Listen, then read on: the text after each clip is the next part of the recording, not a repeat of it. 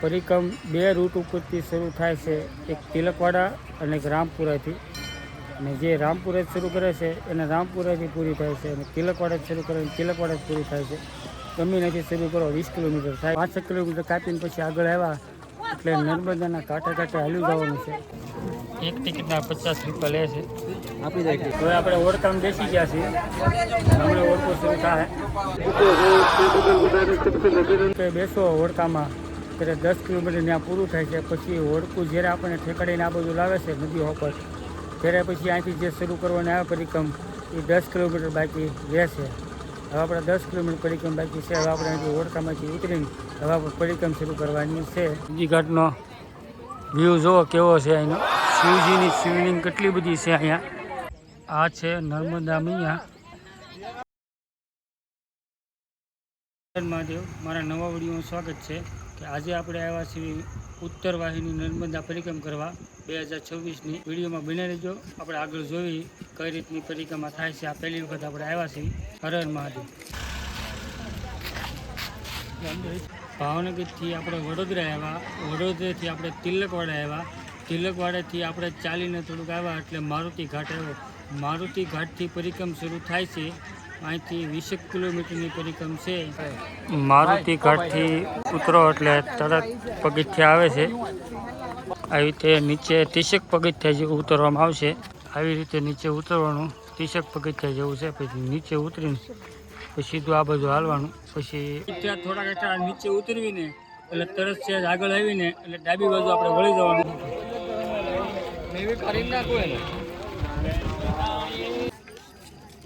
તિલકવાડા બાજુથી આવો એટલે પહેલું જ મંદિર આવે છે મણિનાગેશ્વર મંદિર. અહીંયા તમને ગોટા દેવામાં આવે છે, પ્રસાદીમાં ચા પણ દેવામાં આવે છે. અહીંયા નાગેશ્વર મંદિરના આપણે દર્શન કરી રહી ગયા છીએ. ચલો આપણે મંદિર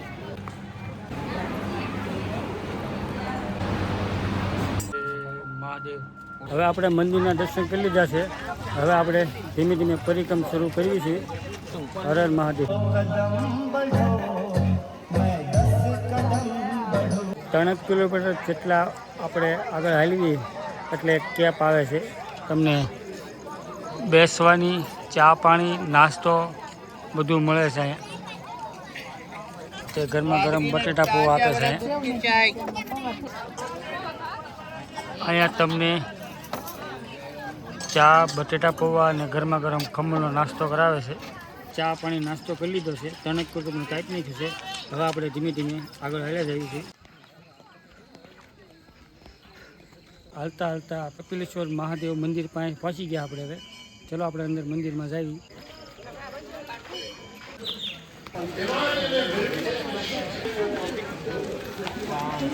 તમને ગરમા ગરમ ચા આપે છે અને નાસ્તામાં ગાંઠિયા આપે છે, બુંદી આપે, મરચાં ને સંભારો, લચ્છી આપે છે. મહાદેવના આપણે દર્શન કરી લીધા છે એટલે હવે આપણે ધીમે ધીમે પાછા આગળ હાલ્યા જઈએ છીએ. વિડીયોમાં તમે બન્યા રહીજો. નર્મદા મૈયા દર્શન કરી લો બધા. ઉતરવામાં આવશે પગથિયા.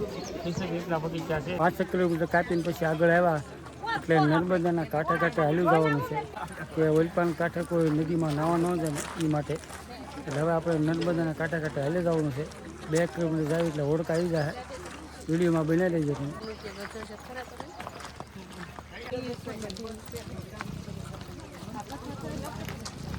આ છે નર્મદા મૈયા. અહીંયા બધા સ્નાન કરે છે અને દીવા પણ કરે છે બધા અંદર. હવે આપણે નંદી ઘાટે પહોંચી ગયા છીએ. હવે આપણે હોડકામાં બેસીને ઓલપાન સાઈડમાં જવાનું છે. હવે એની ટિકિટ હું છે આપણે જોડવી. વિડીયોમાં બન્યા રહીજો. આ છે નંદી ઘાટ અહીંનો. હવે આપણે નંદી ઘાટે પહોંચી ગયા છીએ. હવે તમે નંદી ઘાટનો વ્યૂ જુઓ કેવો છે અહીંનો.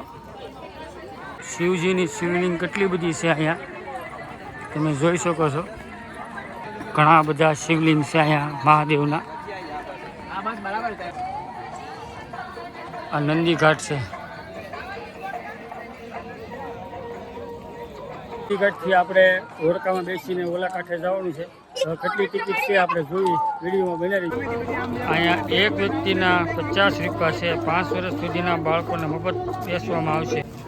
એક ટિકિટના 50 રૂપિયા લે છે. આ એની હોડકાની ટિકિટ છે. એક વ્યક્તિના 50 રૂપિયા છે.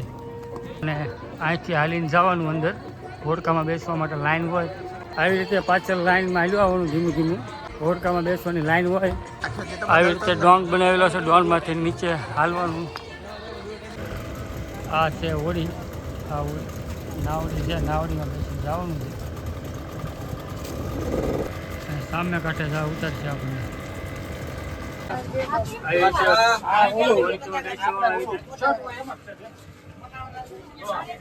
હવે આપણે હોડકામાં બેસી ગયા છીએ.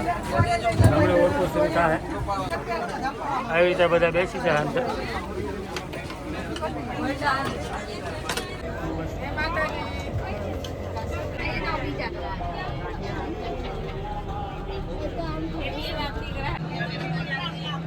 આપણે હોડકામાં બેસી ગયા છીએ.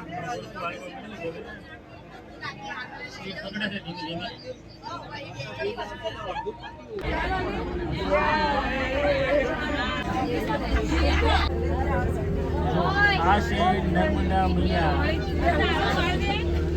આપણે હોડકામાં બેસીને સામે કાંઠે જવાનું છે.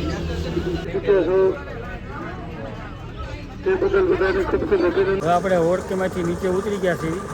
જો આ રીતનું હોડકું હોય આ રીતે બધા નીચે ઉતરે ધીમે ધીમે. જ્યારે તમે સામે કાંઠે બેસો હોડકામાં ત્યારે 10 કિલોમીટર ત્યાં પૂરું થાય છે. પછી હોડકું જ્યારે આપણને ઠેકાડીને આ બધું લાવે છે નદીઓ પર, ત્યારે પછી અહીંથી જે શરૂ કરવાની આવે પરિક્રમ એ 10 કિલોમીટર બાકી રહેશે. હવે આપણે 10 કિલોમીટર પરિક્રમ બાકી છે. હવે આપણે અહીંથી હોડકામાંથી ઉતરીને હવે આપણે પરિક્રમ શરૂ કરવાની છે. હર હર મહાદેવ. પછી આવી રીતે ધીરું ધીરું હાલ્યું જવાનું. પછી અહીંયા તમને ભંડારામાં ગરમ ખીચડી અને કઢી મળે છે પ્રસાદીમાં. અને બધાને સેવ મમરા પણ દેવામાં આવે છે. સેવા કેપ છે અહીંયા.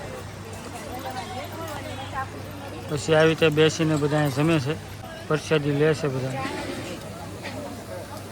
પછી તમારે 30 પગથિયા ઉપર ચડીને આવવાનું રહે. પછી રસ્તો સારો આવશે.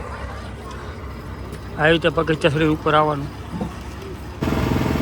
અહીંયા તમને રસ્તામાં શેરડીનો રસ છે, ઠંડી સોડા, ચા, તમામ વસ્તુ તમને રસ્તામાં મળશે. વેચાતું મળશે. પણ અહીંયા રસ્તામાં તમને બાથરૂમ જવા માટેની સુવિધા પણ મળી રહે.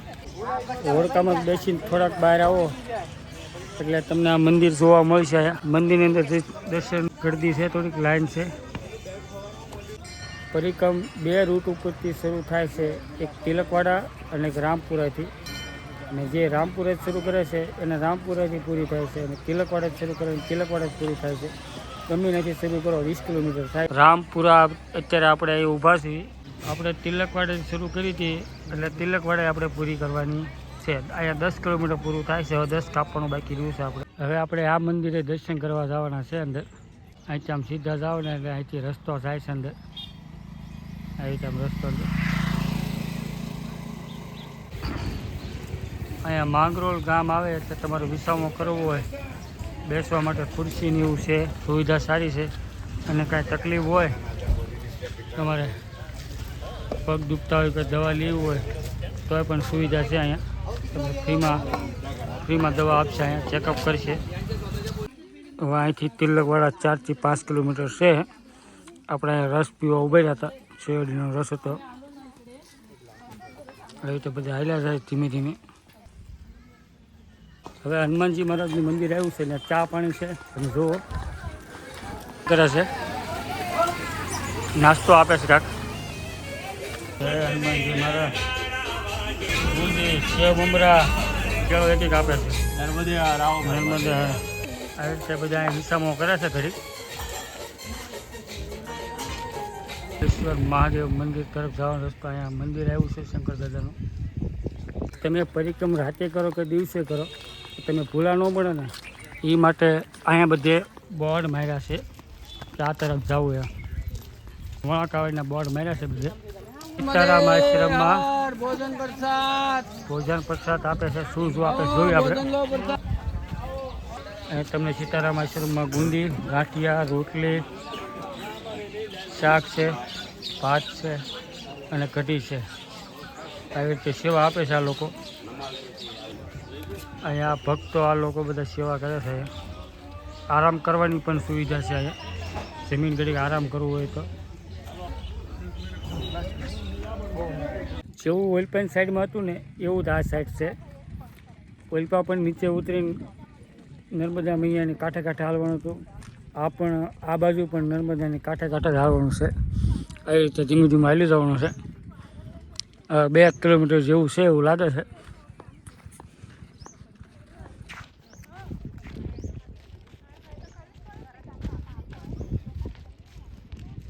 આવી રીતે બધું ધીમું ધીમું હાલ્યા માણસો. આમે જવાનું છે ઠેઠ. જો અહીંયા સીવી અહીં જેલું લીલું કાપડ દેખાય ને ત્યાં જવાનું છે. આ પુલ ઠેકીને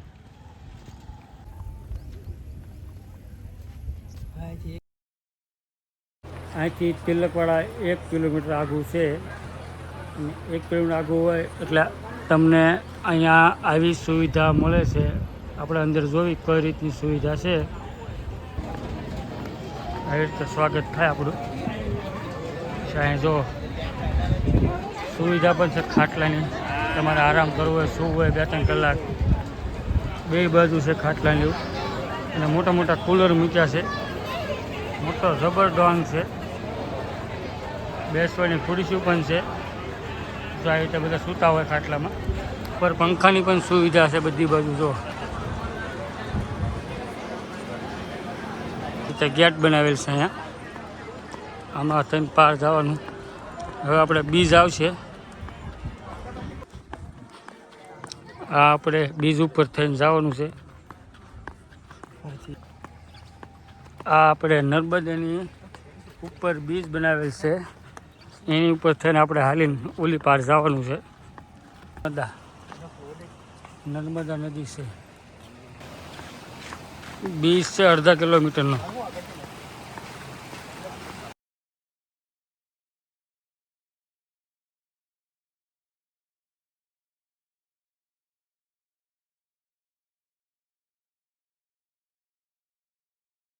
આપણે તિલકવાડાથી પરિક્રમ શરૂ કરી હતી અને તિલકવાડા પૂરી થઈ ગઈ છે. હવે આપણે નર્મદામાંના દર્શન કરીને આપણે પરિક્રમ હવે પૂરી કરીશું. આપણે કમેન્ટમાં બધા લખી નાખજો. હર હર નર્મદા અહીંયા લખી નાખજો બધા કમેન્ટમાં. ચલો આપણે દર્શન કરવી છીએ. જય નર્મદા મૈયા.